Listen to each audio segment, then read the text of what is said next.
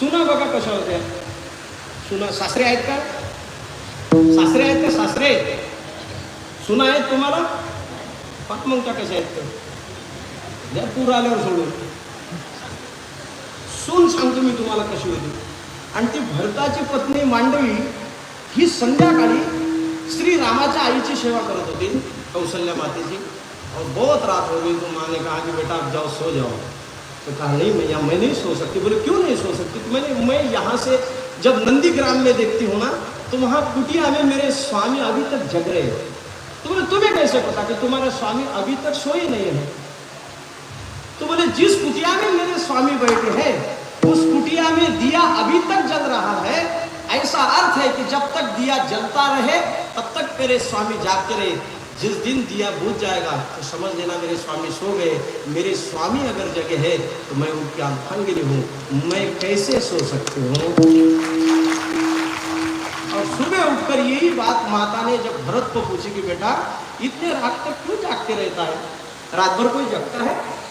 तो बड़ा प्यारा उत्तर दिया कि कहा मैया मैं जागता नहीं हूँ, मैं तो बैठे रहता हूँ चित्रकूट की तरफ मुंह कर कर और मन में एक कामना लेके बैठता हूँ.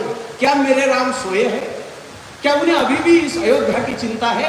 अगर मेरा राम अयोध्या छोड़कर चित्रकूट में बैठकर चिंता करता होगा तो उसके भाई को नींद कैसे आ सकती है? इसीलिए मैं जगता हूँ. आणि ज्या वेळेला ते भेटायला निघाले ना साहेब, भेटायला ज्या वेळेला निघाले तेव्हा इथून काही अंतरावर शृंगेरपूर नावाचं गाव आहे आणि जिथे गुह नावाचा मित्र श्रीरामचंद्र प्रभूचा राहत होता.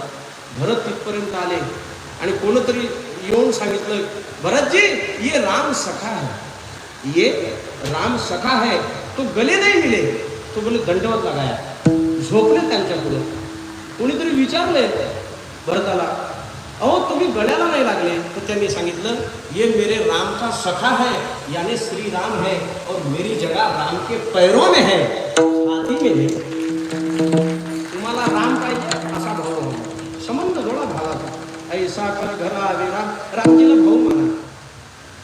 मी असं ऐकलं या अयोध्येमध्ये एक महात्मा असे होऊन गेले, दोन महात्मा होऊन गेले इथं अयोध्येत. एक महात्मा रामचंद्र प्रभूला आपला मुलगा मानायचे, मुलगा मानत होती. आणि गेले का पंडितजीला सांगायचे भाई पर्दा करो. बोले क्यों? बोले हमारी बहू है. कोण आहे? माझी सीतामाई माझी सून आहे. आणि सूनबाई सासऱ्याच्या पुढे काय घेत असते? सूनबाई सासऱ्याच्या पुढे काय घेत असते? तो घ्यायला डोकं लागते. तो घ्यायला सुद्धा मला एकदम म्हणजे जुने लोक, जुन्या ज्या म्हाताऱ्या होत्या, माता भगिनी ह्या सगळ्या जुन्या म्हाताऱ्या, तेव्हा ती माय बसली तिच्या डोक्यावर अजून पदर आहे, ती पाठीमागची. यायच्या डोक्यावर पदर का असते? का घेत होतं? म्हणजे त्याला डोकं होतं म्हणून.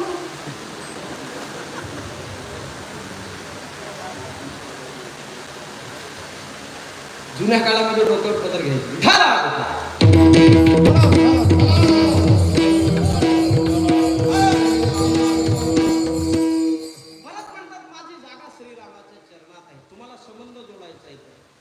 संबंध जोडा श्रीरामाशी. कसं करायचं मी सांगतो. त्याच्या सगळं लपलेलं आहे. तुम्हाला भाऊ आहे, तुम्हाला त्याच्या घरातलं सभासद. मी तुम्हाला पाठीमागे येऊन दोन उदाहरणं सांगत होते. ते एक दिवसाचा प्रसंग आहे. ते महात्मा ज्या वेळेला गेले त्यावेळेला दोन्ही कपाट उघडले होते आणि दोन्ही कपाट उघडले होते. महात्म्याने जाऊन सांगितलं ए भाई पर्दा करो, हमारी बौरानी का चेहरा दिख रहा है. तो म्हणला रोजच घरा नाही. खरं त्याची सून असेल का? सून असती तर याच्या पुढे पर्दा केला असता का जान केलं?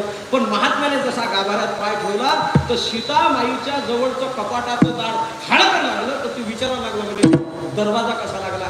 म्हणजे मग सूनबाई नाही का? वजन आहे सासऱ्याचं, संबंध आहे. ऐसा कर घरा विरा असं करा. एक महात्मा असा होता इथेच की ते श्रीरामचंद्र प्रभूला आपला शिष्य मानायचे. काय नाते बी कसे लावले बघायला देवाचे. शिष्य मानायचे. शिष्य रोज मंदिरात जायचे. आपल्या गळ्याला असा हात माळा लावायची, गळ्यात घालायची, गळ्यात ती घालायची. पंडिता गळ्यात पहिला 2-3 दिवस ऐकलं.